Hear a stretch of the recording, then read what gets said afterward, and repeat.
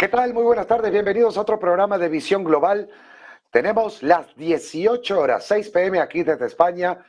Un fuerte abrazo, buen mediodía allí al otro lado del charco, todo el continente americano. Buenas tardes aquí España, Europa Central, África Central y buenas madrugadas donde sale el sol primero. Bien, hoy tenemos un programa bastante especial y, e interesante también porque vamos a tener una entrevista un poco más larga de lo habitual, de hecho, pero con dos personas que el otro día no hemos podido finalmente transmitir por una intervención que teníamos de conferencia de prensa de la Casa Blanca, pero en este caso vamos a hablar de la ciberseguridad de las empresas y todo lo que tenga que ver con seguridad de cara a todo lo que se nos viene en inteligencia artificial, digitalización, seguridad para la persona de a pie, el individuo, seguridad para las propias empresas, etcétera, las divisas digitales de los bancos centrales, también todo lo que tenga que ver con el tema de las criptos. Yo creo que son tantos los frentes abiertos que existen a día de hoy con la digitalización casi completa del mundo que conocemos, que sin lugar a dudas la ciberseguridad es algo esencial. Vamos ya, para no quitar demasiado tiempo lo que va a ser después la entrevista, a ver qué está sucediendo en el día de hoy, que tenemos el mercado bastante fluctuante, digamos. A ver si mis compañeros pueden ampliar un poco más grande la pantalla de lo que va a ser gracias el dólar norteamericano contra el peso mexicano. En este momento, perdón, aquí lo tenemos, disculpen, lo tenemos en este momento en 18.35. Había perdido ya días atrás esta zona de los 18.50 que comentaba que en caso de que no se perdieran y por encima del 60, podía irse a visitar el 19.50, 19.60 también. Pero bien, como lo que acabo de comentar, mientras el peso mexicano se sitúe por debajo del 18.50, sin que logre superar esa franja de 18.50, 18.60, de momento mantiene un objetivo de revalorización, buen dato para la economía de México sobre todo y para su moneda, en torno a los 17.70, 17.80 aproximadamente. Pero, aquí viene el pero, porque todavía estamos muy cerca de la pérdida del soporte. Suponiendo que este soporte que está marcando en estos días, que se sitúa en el 18.30, 18.32, no sea perforado a la baja, aquí cambia nuevamente el sistema o la estrategia, porque es muy probable que viéramos los 18.80 aproximadamente. Traduciendo, creo que el soporte de momento está funcionando, por lo que puede valer un intento, esa búsqueda del 18.80. Pero muy atentos a la pérdida del 18.30 y se giraría a ese 17.70, 17.80. Un buen trader sabe lo que acabo de decir. Vamos a ver el dólar norteamericano contra el peso colombiano, en este caso, el chileno, perdón, porque aquí sí está haciendo un soporte que se está negando a perder y estamos hablando de la zona de 788, 795 aproximadamente, que tiene una proyección que le podría llevar a los 860 pesos aproximadamente el dólar estadounidense de no perderse esta zona. Y aquí es muy importante porque ya había marcado tiempo atrás que la zona de los 760 y 770 pesos para el peso chileno frente al dólar norteamericano, cuando se visite, si se visita, va a ser una zona muy importante, al menos de rebote. Dudo que esta zona de aquí sea perdida con facilidad. Y es muy probable que de esta zona de 750 pudiera irse en torno a 870, 880. También para el peso colombiano, atención, he hecho las mediciones antes, he quitado retrocesos que ya traía con la moneda anteriormente. Si pierde el peso colombiano los 4.850, se iría a visitar los 4.700, 4.710 pesos colombianos frente al dólar norteamericano. Si sin embargo supera los 4.995, 5.000, se iría a los 5.130, 5.150 aproximadamente.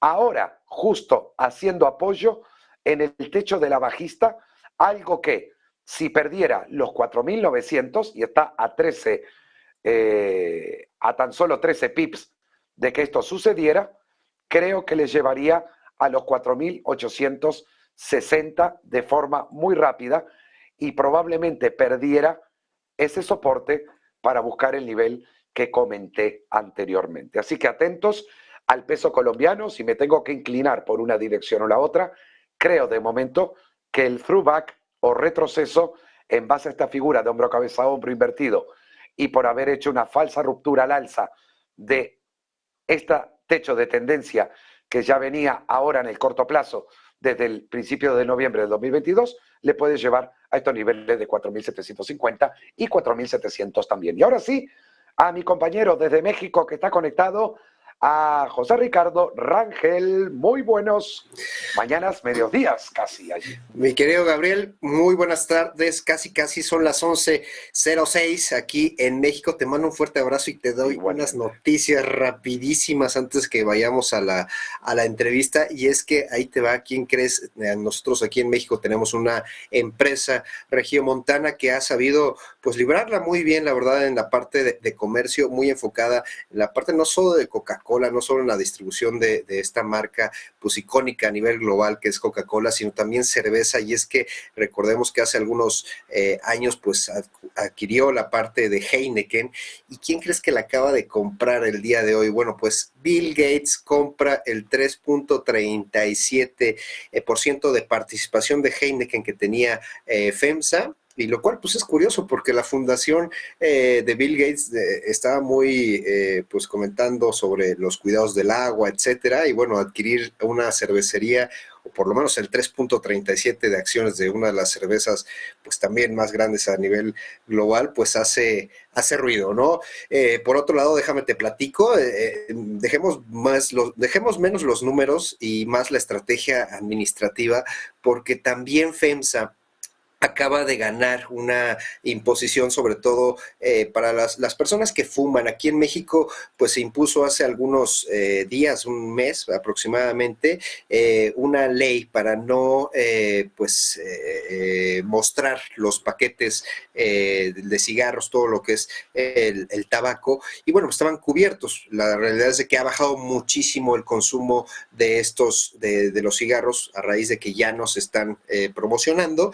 Y bueno, pues esto, al ganar precisamente esta pues amparo, FEMSA pues ya puede mostrar precisamente estos productos derivados del tabaco en sus tiendas. Por otra parte, déjame te comento que la estrategia también que ha tenido en la parte de retail, inauguró precisamente una tienda que seguramente allá en Europa ya las conocen, que nada más escaneas tu código QR, te da permiso de acceder a la tienda, tú agarras tus pues lo que gustes ahí de la tienda y automáticamente sales de la tienda y te hacen el cargo de lo que tomaste de la tienda. Entonces esto, pues la verdad es que es una pues muy buena estrategia de donde se está abocando FEMSA. Te digo, ya no es tanto el negocio de la Coca-Cola, de la distribución de la Coca-Cola, ¿no? Y la otra es también la parte de la gasolina, de los energéticos. Recordemos que ellos tienen unas expendios de gasolina, y bueno, pues esto es lo que está dando muchísimo que hablar de esta acción FEMSA. Pero bueno, sin más preámbulos, haznos los honores de ver cómo va esa acción en el nivel técnico, mi querido Gabriel. Bueno, primero que nada, vaya noticias, sí, sobre todo con Bill Gates, ¿no? Bueno, aquí tengo más rayas de las habituales, sobre todo porque prepararé material que luego del programa de Visión Global, media hora más tarde, tenemos una práctica desde la Academia de Negocios Televisión, donde algunas cosas que he estado enseñando las vamos a ver en práctica. Y qué mejor que utilizarlo también ahora para lo que es el gráfico. Bueno, lo que vemos es que ya desde 2021 y casi 2022 lo dejó de lado, mientras que todo el mercado ha estado cayendo. Aquí vemos cómo la acción y el precio de cotización se ha mantenido al alza. Estamos hablando desde niveles de los 78, 80 pesos mexicanos aproximadamente para FEMSA, que el código es KOF/UBL, y tenemos ahora precios máximos que se llegaron a ver en torno a los 144,74, 145 podríamos decir, y en este momento nos encontramos en 131,90. Sé que son datos que se sucedieron, pero es para que la gente se haga una idea de que el gráfico ha sido alcista. Ahora vamos a analizarla en detalle.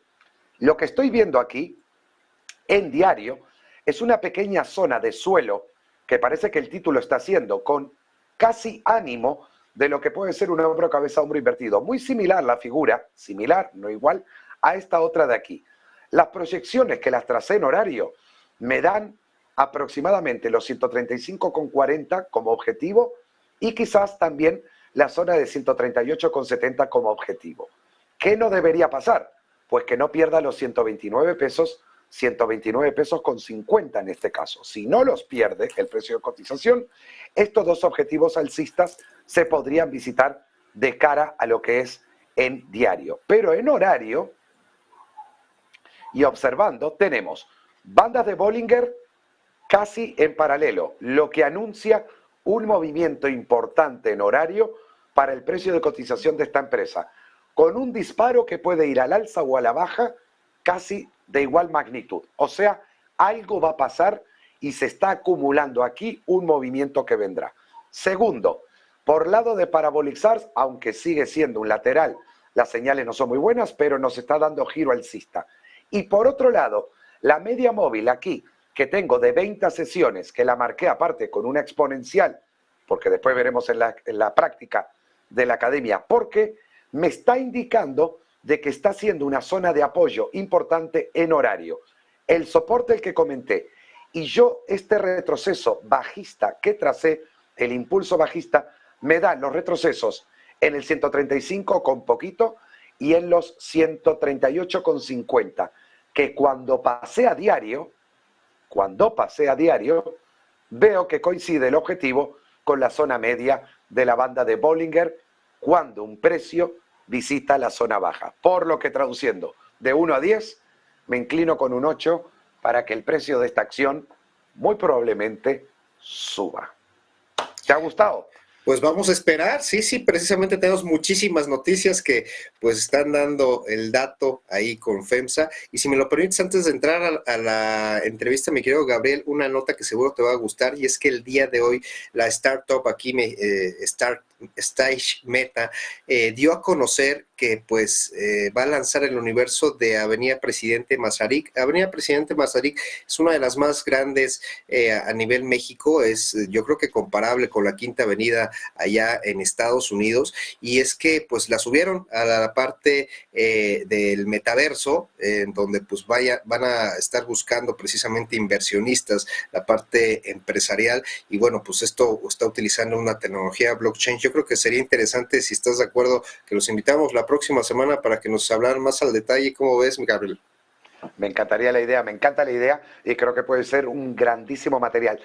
Vamos a ir a la entrevista, pero antes, José Ricardo, ¿qué va a escuchar la audiencia en estos minutos que hemos tenido el placer, que has tenido tú el placer de compartir con los dos Javier, CEOs de ambas compañías? Pues mira, vamos a estar hablando desde los inversionistas retail, a ver, nuestros amigos que nos hacen favor de escuchar seguramente, desde los más pequeños, desde las personas físicas hasta el nivel empresarial. También vamos a pasar por una cuestión muy delicada que son las exchange, cómo escoger un exchange, ¿no? Y sobre todo de cualquiera que sea el caso, ya sea de criptos o sea a nivel acciones. Cómo ver esas situaciones, las aplicaciones, sobre todo que nosotros estamos acostumbrados a bajar filtros y demás. Bueno, ¿qué debemos de ver precisamente antes de bajar cualquier tipo de filtro? Eso y más vamos a estar hablando en esta charla con nuestros amigos de A3Sec. Vamos directamente a la entrevista, queridos amigos, José Ricardo y mis compañeros de Estudios Centrales de Negocios Televisión, para que no se pierdan ningún detalle de este material que les hemos preparado. Muy buenas tardes, Gabriel, amigos de Visión Global, pues bienvenidos a esta entrevista que, bueno, la tenemos postergada el día de ayer con la decisión de Borrell. Y bueno, pues lamentablemente nos perdimos de la opinión del fundador de A3Sec, pero bueno, tenemos a Javier Díaz Evans, que es su CEO, y a Israel Gutiérrez, que es el CTO de A3Sec. Y bueno, pues habíamos platicado, ya mi querido Gabriel había conversado un poco al respecto de toda esta necesidad y sobre todo él que está más inmiscuido en la parte tecnológica. Ya platicábamos sobre estos temas pues de interés, que es la supuesta acaparamiento de armas y todo este tema que se está dando en la Unión Europea y que ahorita ya está sonando con Putin. Pero ¿cómo estamos al respecto? En primera, bienvenida, mi querido Javier, bienvenido, mi querido Israel, aquí a su programa Visión Global. José Ricardo, mil y mil gracias nuevamente por la invitación. Y nada, estamos aquí para compartir muchas ideas y para ver un poco lo que está sucediendo a nivel global. Un gusto y gracias por el espacio. Y aquí estamos para platicar un poquito más y ahondar en estos temas de la tecnología. Y a nivel tecnológico, ¿cómo estamos? Estamos viendo esta posible combate desde hace mucho tiempo, pero ¿cómo está el ciberespacio en temas de seguridad? ¿Nos estamos protegiendo? ¿Quiénes son los países que se están teniendo mayores, pues ahora sí, no sé si decir mayor protección hacia sus temas tecnológicos? ¿Cómo estamos a nivel global, Israel? La verdad es que es un tema bien interesante porque ya desde hace muchos años se han roto estas barreras tecnológicas con toda la digitalización de muchísimos procesos y muchísimas comunicaciones. Y ahora pues estamos viendo una hipercomunicación después de los últimos años que hemos venido ya trabajando cada vez en otro tipo de tenores. Y bueno, con las guerras y con lo que se está viniendo, pues se está viendo un movimiento bien importante alrededor del impacto que pudieran sufrir pues procesos industriales, procesos de industria clave o crítica de los países, o comunicaciones o financieros. Entonces, todos estos tipos de sectores se ven impactados y se ven afectados por todo este tipo de movimientos que se pudieran estar dando, además de los beneficios económicos, los políticos y otros beneficios que pudieran darse alrededor de todo este tipo de campañas que pudieran impactar a las organizaciones en todo el mundo, ¿no? Ya no tienes una persona que te pudiera afectar a un lado, sino ya lo tienes distribuido en todo el mundo y pudieran ser desde personas, organizaciones, inclusive entidades políticas mucho más grandes. Javier, ¿cuáles son precisamente los países que más adelantados están en temas de ciberseguridad? Vale, digamos que hay un análisis que hacen varias agencias, pero todo empieza desde la definición de ciertas regulaciones. Entonces, países como Estados Unidos, la Unión Europea, empiezan a desarrollar muchos requerimientos regulatorios para aplicar ciertos controles.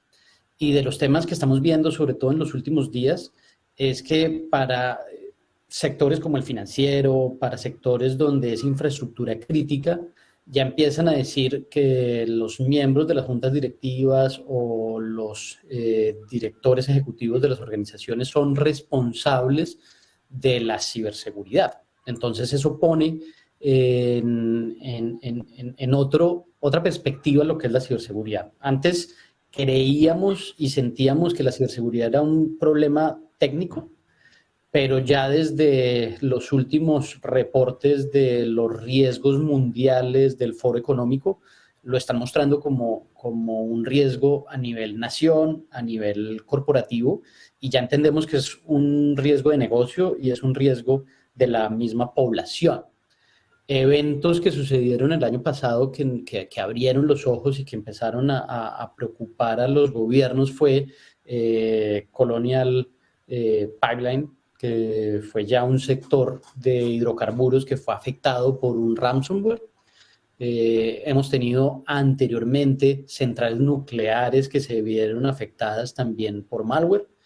Y el fin de semana pasado se generó un tema de emergencia en Oakland porque líneas de emergencia, toda la infraestructura de gobierno de Oakland se vio afectada por ataques cibernéticos. Entonces, la verdad es que es muy, muy sensible y los países están completamente obsesionados en este momento por alinear por lo menos las directrices de ciberseguridad y empezar a aplicar muchos controles que son importantes.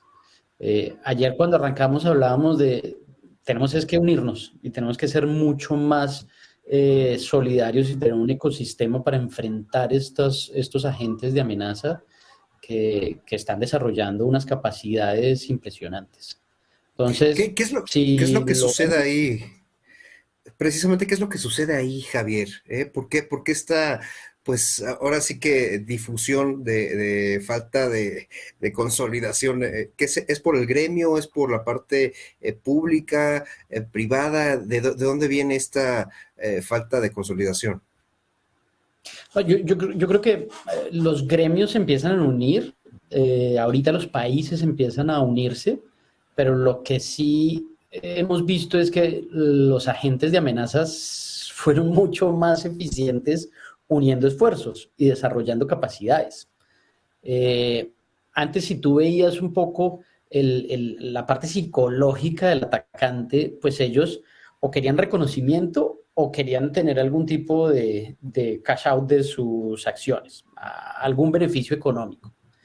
Ahorita lo tienen y lo tienen por grupos económicos o por países. O sea, se habla que Corea del Norte genera un dinero importante para desarrollar ataques muy dirigidos con ciertos agentes de amenaza que están en Internet.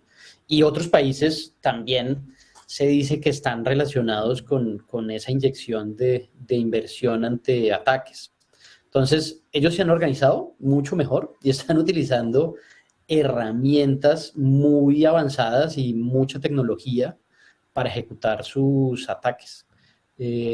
Hace 2 años empezamos a ver que el vector de ataque eran los terceros. Entonces, afectaban un proveedor de servicio que a partir de ese proveedor podían llegar a muchas empresas, a muchas agencias de gobierno y consolidaban lo que estaban buscando: acceder, robar información, obtener algún tipo de beneficio que otro les estaba pagando y les estaba aportando para ejecutar ese tipo de actividades. Entonces, lo que sucedió es que ellos se organizaron mucho más rápido, mucho más de forma efectiva, y nosotros estamos reaccionando como un pasito atrás frente a los atacantes. Pero yo creo que es sencillo, tenemos que acelerar los procesos, van a haber muchos proyectos de inversión y van a haber mucha alineación de diferentes organizaciones para proteger por lo menos esos activos críticos que tienen las diferentes naciones, comunidades autónomas, estados, etcétera. Israel, yo creo que voy contigo con la siguiente pregunta. Sobre todo nos están preguntando, la mayoría de nuestra audiencia son inversionistas retail. Por cierto, mandan un saludo desde Colombia. Creo que Colombia debe de ser una de las partes muy enriquecedoras, por lo menos para prevención del lavado de dinero, que tiene mucho que ver seguramente con ciberseguridad. Pero nos pregunta algo muy relacionado a las acciones. Se escuchó mucho sobre TikTok, sobre las aplicaciones que podían tener estar comprometidas, por decirlo así, para el tema de ciberseguridad. De hecho, en Estados Unidos se hizo un comentario al respecto. ¿Es cierto estas teorías, estas aseveraciones de los gobiernos para cierto tipo de aplicaciones tan populares a nivel global, Israel? Pues es que tenemos que tomar en cuenta qué estamos entregando con las aplicaciones. Si te das cuenta, al momento de estarles instalando, les estás otorgando una serie de permisos que en sí ya le estás diciendo que pueden hacer uso de tu información, ¿no? Que puede obtener cierta cantidad de datos y que pueden hacer cierto rastreo, geolocalización, la cámara, el video.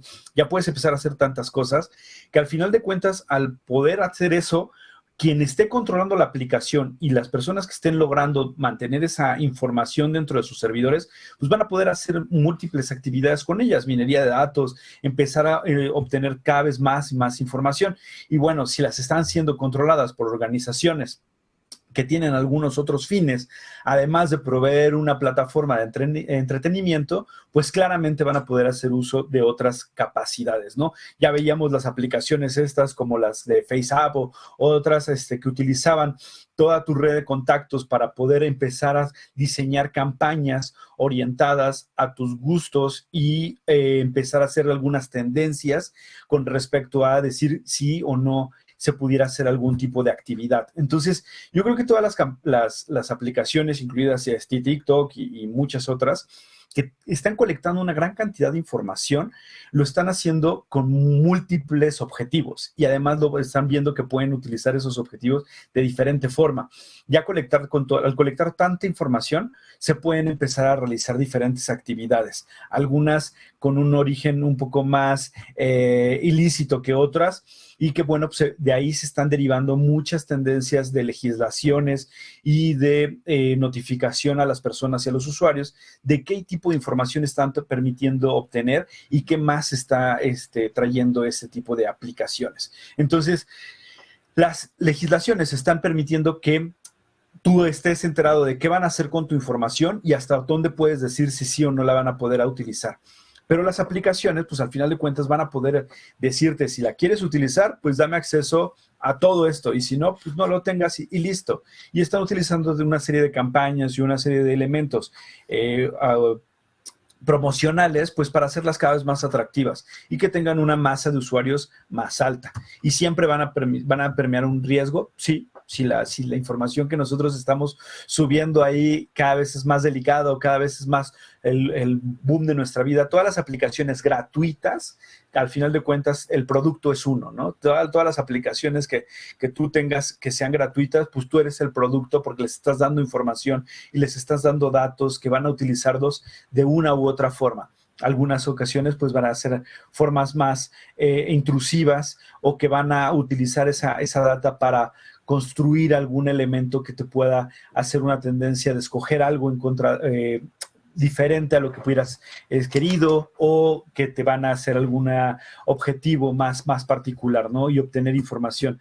Vemos mucho esto de que si a veces estás hablando cerca de tu teléfono y estás diciendo que vas a tener un viaje o que quieres comprar algo, inmediatamente puedes ver después un comercial en Facebook o en Instagram, en otros lados, con una referencia de eso que estabas platicando.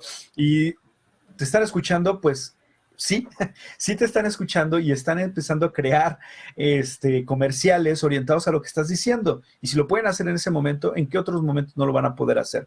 Y tenemos que tener cuidado, mucho cuidado con ese tipo de cosas y de la información que estamos compartiendo cerca de nuestros teléfonos, que prácticamente están con nosotros todo el tiempo. Oye, eso que nos acabas de decir, muy interesante, Israel. Javier o Israel, tenemos una duda, sobre todo, bueno, yo en lo personal, como sabrán, Negocios TV también se transmite por medio de Alexa. Entonces nosotros le decimos a Alexa, transmite Negocios directo y nos manda directamente esta entrevista que estamos teniendo con ustedes. Ahí cómo es, porque ya me asusté, si cualquiera que nos escuche tiene su Alexa ahí enfrente, ¿es la misma situación, Israel, Javier? Javier, sí que... ¿Arrancas? Sí, no. La verdad es que sí. Es que hay mucho procesamiento de información alrededor de todo eso. Y sí es algo que está sucediendo y lo están utilizando las empresas para colectar toda esta información y poder decir de qué se está hablando. Y a lo mejor no hay una persona, un ser humano que está tomando las decisiones alrededor de eso. Son máquinas con inteligencia artificial que están empezando a clasificar las palabras y lo que estamos diciendo para entender cómo nos estamos comunicando y a partir de ahí empezar a generar procesamiento para publicidad muy orientada, para hacer algún enfoque de qué es lo que se está consumiendo, de qué es lo que está sucediendo. Pero también hay que darnos cuenta de que la paranoia puede ser, es que alguien me está escuchando. La cantidad y las millones de informaciones que pudiera estar procesando, ciertamente son máquinas y son programas que están utilizando toda esta data para tomar decisiones y empezar a tomar algunas reacciones con respecto a eso. Pero nada que pues ahorita en el general, en el público, pues lo que van a estar haciendo es darte una publicidad más orientada a lo que tú estás buscando, ¿no? Bueno, pues hay que tener... ¿Cuáles serían las previsiones, Javier? Ajá, adelante. No, hay como para complementar un poco, porque venimos haciendo un estudio de toda la inteligencia artificial, qué beneficios, qué riesgos se pueden generar, como por ejemplo ChatGPT, las soluciones que están saliendo para texto, para imágenes, etcétera, etcétera. Pero aquí hay un elemento que analizábamos de qué va a pasar con los negocios en los próximos años. Y creo que la confianza va a ser el elemento que más tiene que proteger la organización. Si tú afectas la confianza de tu negocio con tus clientes, sea business to consumer, business to consumer, ahí los negocios empiezan a perder.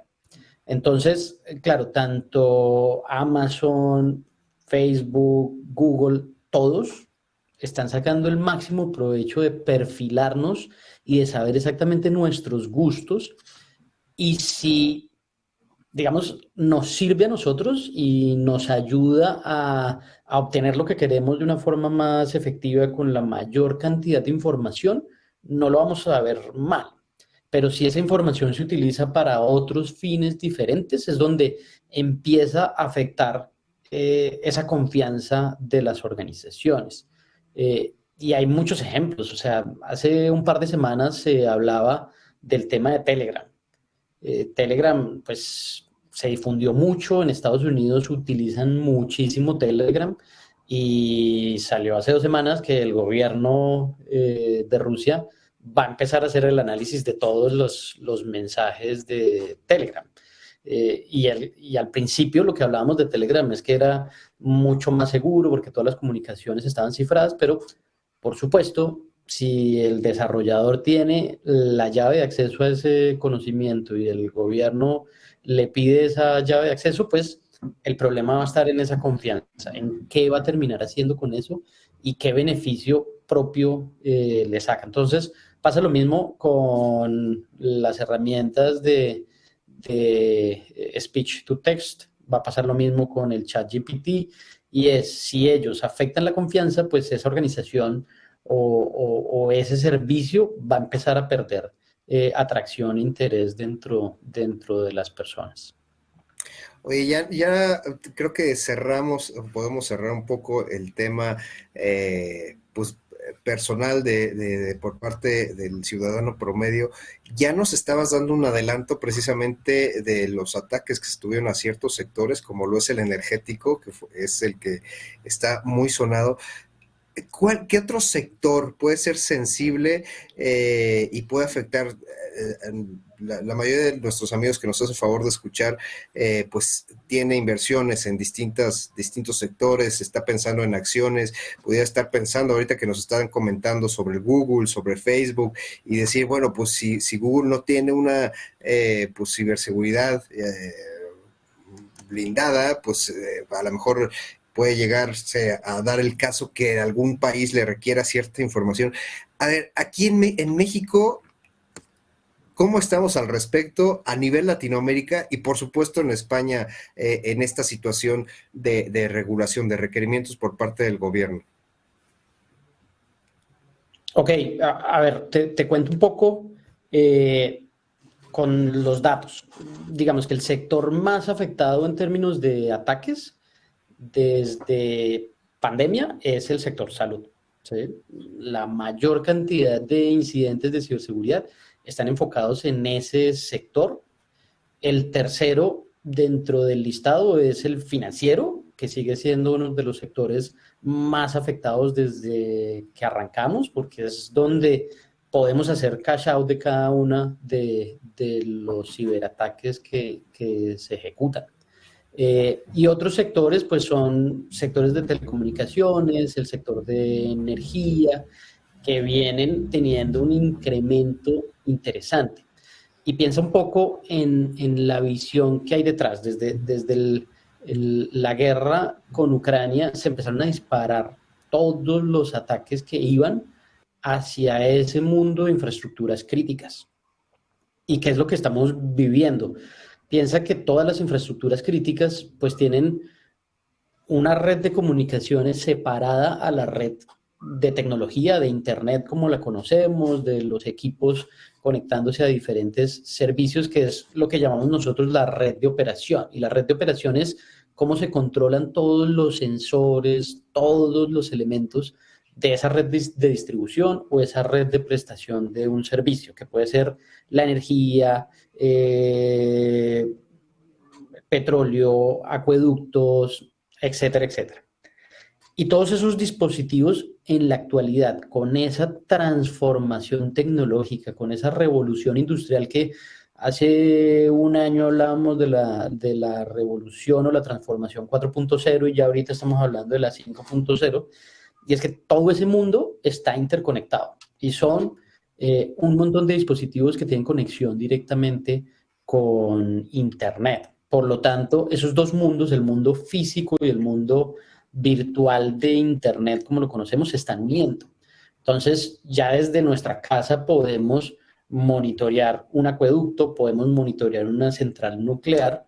Por lo tanto, un ciberataque tiene la capacidad de llegar hasta allá, hasta modificar los procesos de tratamiento de agua para una población específica.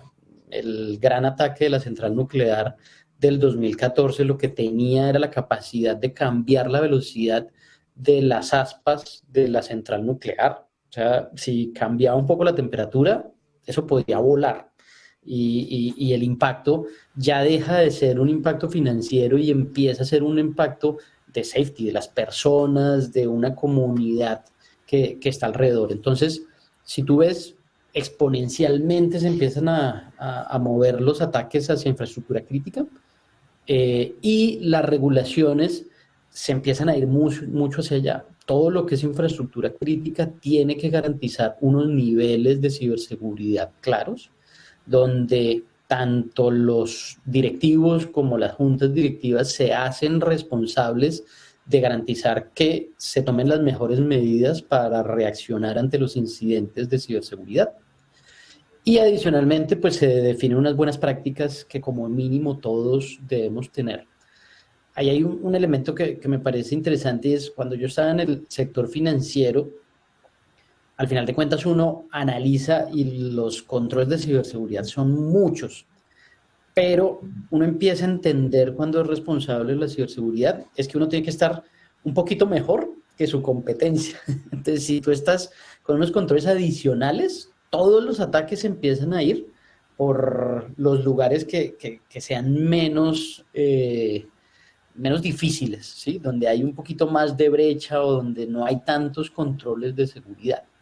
Aquí lo que nos pasa es que tenemos todos que aumentar al mismo nivel, porque todos estamos enfrentando las mismas problemáticas. Ya no es un grupo de personas tratando de ejecutar, sino que son robots y un montón de herramientas completamente automatizadas buscando por todo Internet cuál es ese hueco y por dónde pueden entrar.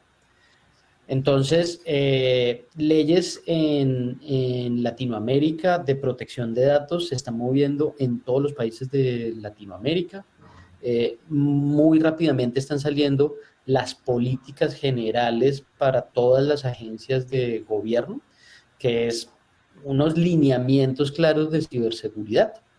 Aquí en Europa empieza a salir NIS2, que es para infraestructuras críticas, y DORA, que es para el sector financiero. Y esas pues van a llevar unos requerimientos para toda la cadena de valor, porque muchos de los riesgos que estamos viviendo en la actualidad es por el vector de ataque de los terceros, de un proveedor de servicios o un proveedor de tecnología que termina siendo afectado, pero no para obtener el beneficio de ese tercero, sino de sus clientes al final, que pueden ser esas grandes corporaciones. Ahí les va una pregunta que nuestros amigos seguramente están, bueno, aquí ya nos la realizaron en privado, pero en la parte financiera que tenemos el tema fintech, todas estas exchange que han surgido, ya tuvimos un caso pues de otras índoles que fue FTX. Ahí, ¿cómo se maneja este tema de seguridad? Porque no existe una regulación como tal, y al mismo tiempo, pues entiendo, por favor corríjanme, si no tengo esa regulación como tal financiera, pues tampoco podría accesar a una seguridad informática, una regulación informática al mínimo. ¿Ahí cómo estamos al respecto, Javier Israel? Por ejemplo, aquí yo creo que el tema de las fintechs es bien interesante porque existen fintechs que están reguladas y ya hay un tema de que se están regulando y se están subiendo a todo el modelo bancario y financiero con una serie de reglas y revisores, auditores, entidades que están buscando dar cumplimiento a que tengan todos sus elementos de seguridad en todo el proceso, ¿no? Entonces, hay una serie de financieras que están haciendo ese proceso de subirse y que sean reconocidas y que las entidades como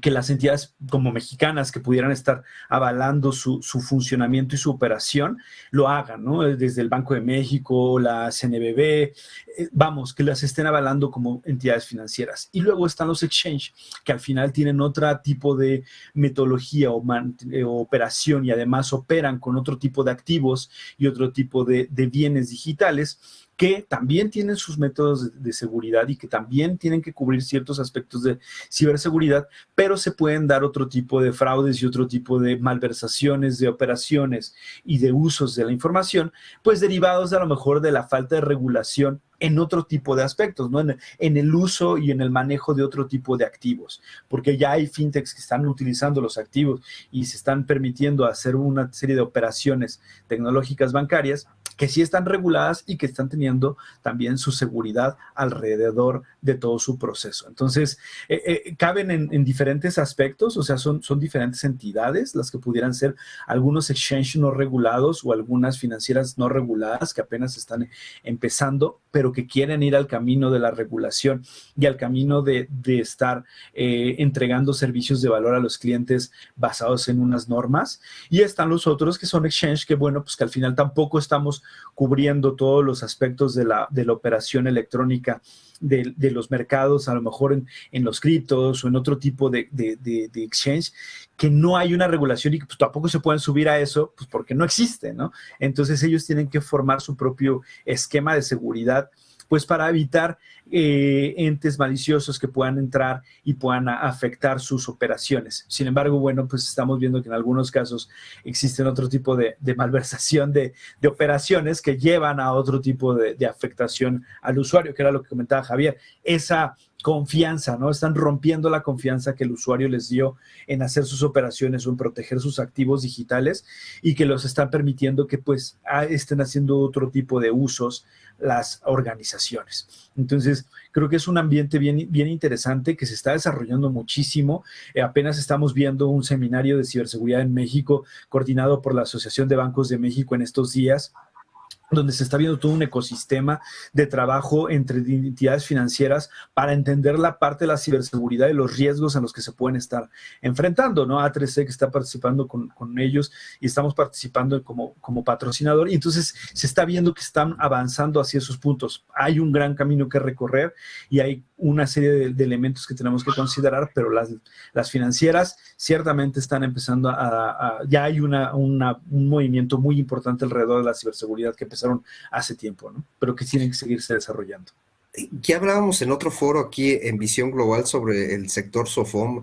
La verdad es que estamos muy pues contentos porque la semana pasada se dio a conocer la pues propuesta de ley que tiene que implementa la parte de inversiones por parte de los fondos de ahorro para el retiro, y se decía que necesitaba apoyar a las pymes, y bueno, pues eso ya está desde hace muchísimo con el sector SOFOM. Este sector SOFOM, que son muchísimos, y que seguramente bastantes emprendedores nos están escuchando, ¿es fácil implementar un sistema de seguridad en una SOFOM? Y más los que ya cogieron el tema tecnológico fintech. Yo ahí, digamos que complementando también la anterior pregunta, pues separo un poco el movimiento de startups a lo que ya son empresas que empiezan a ser reguladas. Entonces, cuando son startups y cuando empiezan en su fase de scale-up, las primeras inversiones entran los venture capitals o fondos, y los asesores terminan siendo personas con una visión un poquito más amplia que empiezan a dirigir ese tipo de estrategias. Y sí, en varios lo que ha sucedido es que los mismos asesores de los venture capitals o de los fondos de capital privado les solicitan a los founders poner estrategias de ciberseguridad. Y bueno, ellos lo empiezan a mover y los empiezan a desarrollar sin necesidad de una regulación, que es bien interesante. Son dos mundos aparte. Yo me sentaba con varias superfinancieras de diferentes países para que abrieran un poco la cabeza y decir, no, es que una fintech no es un banco ni es una entidad financiera, sino que es más una tecnológica que presta servicios. Entonces tienes que verlo más como una tecnológica. Y lo que sucede es que los planes de ciberseguridad para este tipo de empresas terminan siendo un poquito más sencillos por su agilidad, por el tipo de infraestructura que tienen, que están muy apalancados en el cloud. Por lo tanto, el despliegue, la implementación es mucho más sencillo, ¿sí? Transformar un banco a las necesidades actuales o transformar cierto tipo de empresas que tienen infraestructuras legacy, que tienen un montón de sistemas viejos, y enfrentarse a las nuevas amenazas y a las nuevas necesidades de ciberseguridad son mucho más complejos. Pero estas fintech y estas empresas que proveen servicios o del activo o del pasivo o del patrimonio, si tienen su infraestructura en el cloud, su estrategia de seguridad es mucho más fácil de implementar. Y aquí, digamos que nosotros como empresa proveedora de servicios de ciberseguridad, pues hemos apoyado a muchas organizaciones, no solamente en ese journey to cloud o en esa migración hacia su transformación digital, sino también empresas que están iniciando y que tienen que aplicar esos directrices, los acompañamos, asumiendo un poco como esa responsabilidad de la función de ciberseguridad, para que la organización esté mucho más enfocada en su negocio y no se desenfoque sufriendo por un tema que es complejo. O sea, la ciberseguridad es un elemento complejo, que tiene que estar al día con las nuevas tecnologías y con todo lo que está sucediendo. Y pensar en eso y desarrollar el negocio, pues es un conflicto interesante. Pero más o menos como para redondearte la idea, yo creo que las fintech y todas estas nuevas empresas basadas en tecnología, el despliegue de estrategias de seguridad son mucho más sencillas y mucho más fáciles de desarrollar. Finalmente, ya se nos termina el tiempo, Javier, Israel, pero quiero preguntarles, a ver, en todo este tema de transformación digital, ya nos estabas comentando sobre el tema fintech, sobre el sector fintech. ¿Cuáles serían, digamos, que los 3 pasos? Entiendo que para cada sector debería ser diferente, pero debe de haber como ciertas reglas básicas para la transformación digital. Seguramente los escucharán, pues ahora con el tema del COVID, bueno, muchos restaurantes migraron al tema del delivery, ¿no? Y ser más digitales. ¿Qué tendrían que preguntarse el negocio antes de implementar una estrategia de transformación digital? Wow, eso está interesante. Espero ser conciso y ahorita entra Irra a desarrollar, pero son varios elementos. Uno, los datos como soporte para toda la toma de decisiones y para todo el desarrollo de nuevos productos se convierte en el eje central de la transformación digital. Por lo tanto, una estrategia soportada en datos es el primer elemento que tienen que empezar a aterrizar las organizaciones. El segundo es basar la creación de sus productos o de sus servicios en esa información y en procesos muy ágiles, en el que incluyes 2 elementos que son importantes: la construcción de una hipótesis la capacidad de salir al mercado con un producto mínimo viable, lo mínimo para suplir una necesidad o para resolver una problemática, y tener esa capacidad de probar y de tener retroalimentación para ir mejorando el producto a partir de su base. Ese sería como el segundo elemento de la transformación. Y por último, yo creo que la cultura se vuelve fundamental. Y cambiar la cultura de la organización para tomar todos esos elementos que es los datos, apalancarse en activos que no tenemos que adquirir, conocer muchísimo al cliente a partir de sus gustos y de todo lo que hace con nuestras soluciones, pues nos lleva a cambiar un poco esa cultura, y es la cultura de poder fallar, que la falla nos ayuda a ser mejores constantemente, a lanzarnos a probar cosas que no siempre las organizaciones están dispuestas a probar y a poder fallar, y a ser muy ágiles, a orientarnos mucho más en resolver los temas en procesos mucho más pequeños, mucho más ligeros, para llegar más rápido a los clientes y entenderlos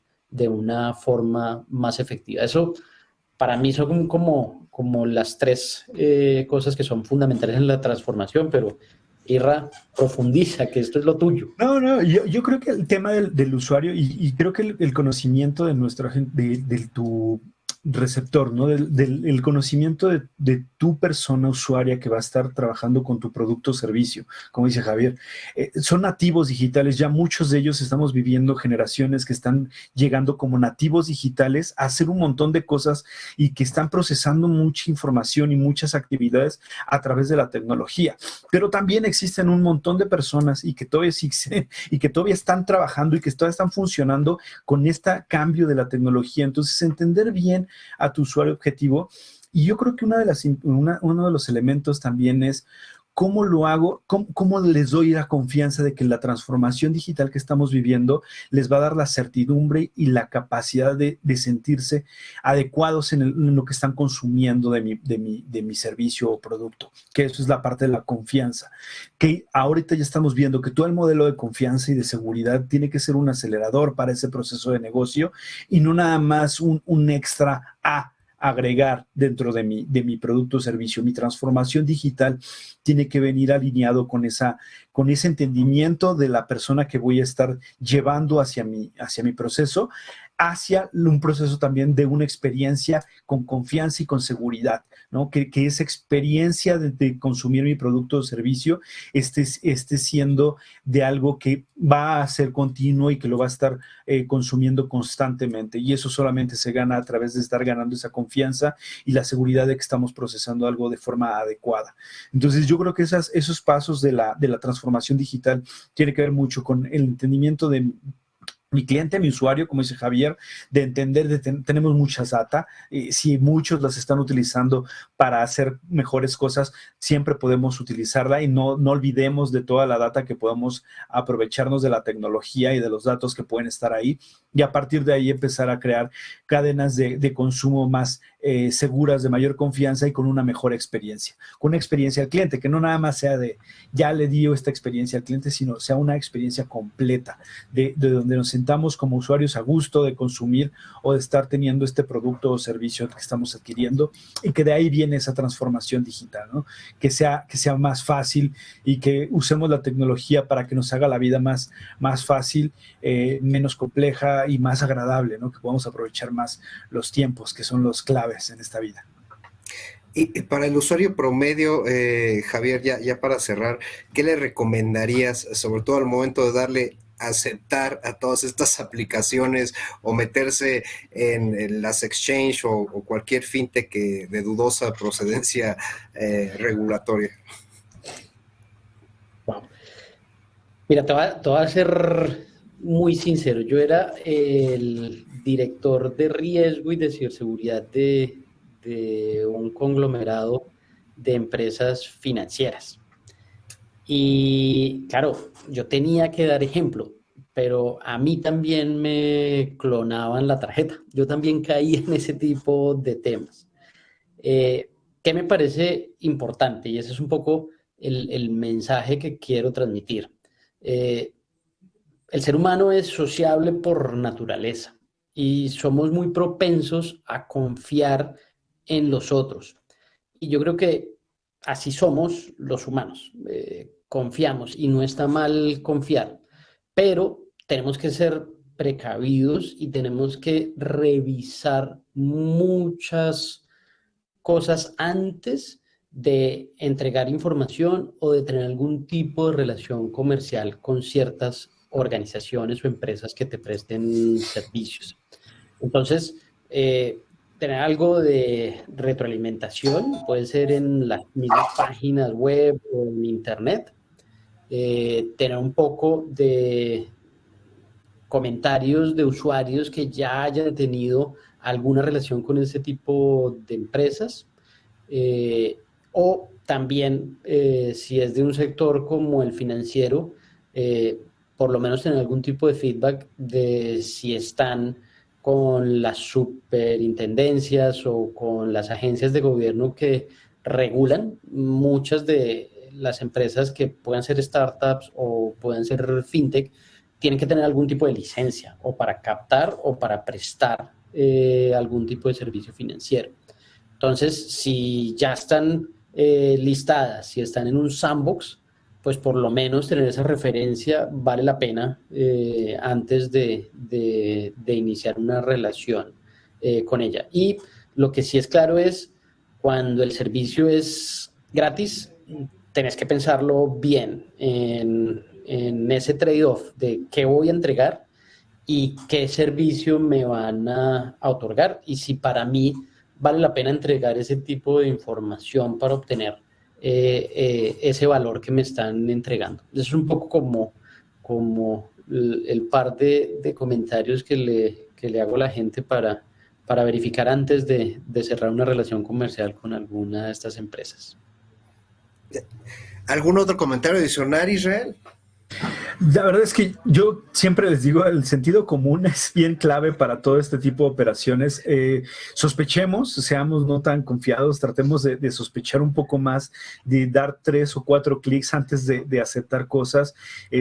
Siempre la promoción maravillosa, lo más mágico y todo no existe y sigue sin existir. Entonces, la verdad es que yo siempre recomiendo y hago un poquito de énfasis en ese sentido común de cuidemos un poquito qué estamos haciendo y la prisa. Ojo con la prisa. La prisa siempre es la clave para cometer muchos errores, aceptar muchos temas de fraudes, muchos temas de presión.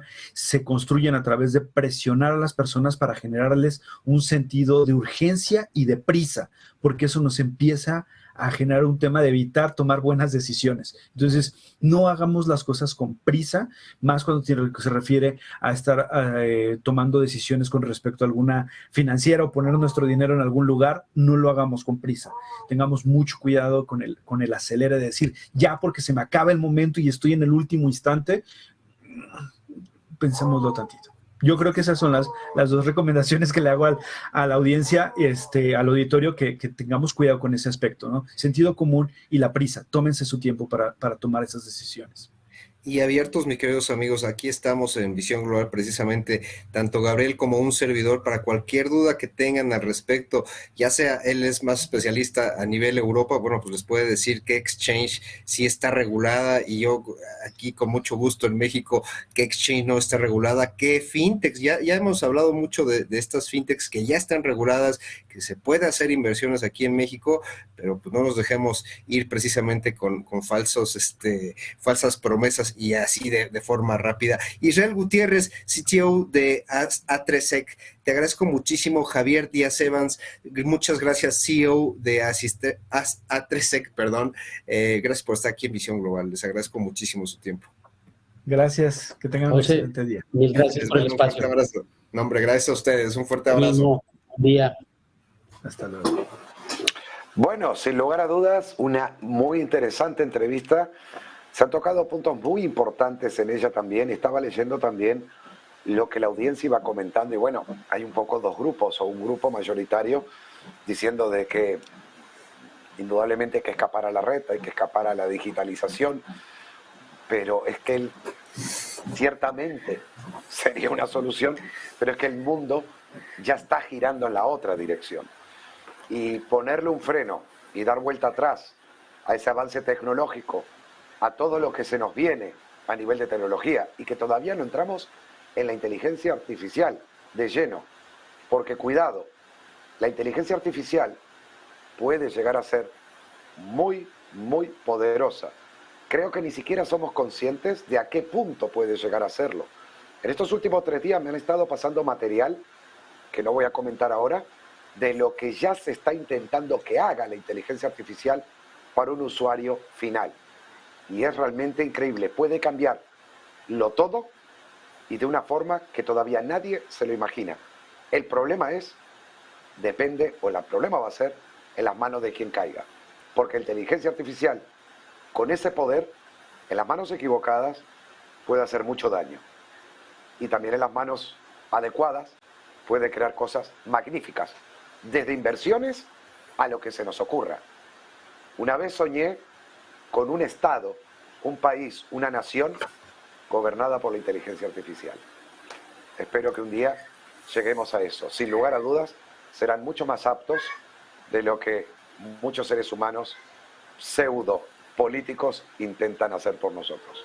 Mientras tanto, a leer las letras pequeñas, como decimos aquí, mi querido Gabriel, ¿no? Exactamente. Señoras y señores, ha sido todo por el programa del día de hoy de Visión Global. Aquí estaremos, seguimos con la programación de Negocios Televisión y luego ya en la noche volvemos con el cierre de Wall Street para ver exactamente qué está haciendo el mercado en el día de hoy. Un fuerte abrazo, buen negocio, Dios les bendiga. Hasta la próxima. Gracias, José Ricardo. Hasta mañana.